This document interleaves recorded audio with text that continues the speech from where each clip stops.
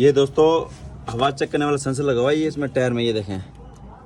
ठीक है, ये प्रेशर बताता है। ये जो ड्राइवर अंदर जो ड्राइव करता है ना उसको पता होता है भाई इनमें कौन से टायर में कितनी हवा आई है। फिलहाल सिर्फ एक टायर में सेंसर लगाई ये वाला, और इसकी रेटिंग अंदर बता रहा है ये। मैं दिखा देता हूँ आपको। ये देखें, जो राइट साइड के आगे वाला 25 है, मतलब उसमें ना हवा 25 है, 25 पाउंड है। ये देखें, बाकी 0-0 बाकी साइडों पे, क्योंकि बाकी अभी नहीं लगाई। ये देखो, ये भी खाली है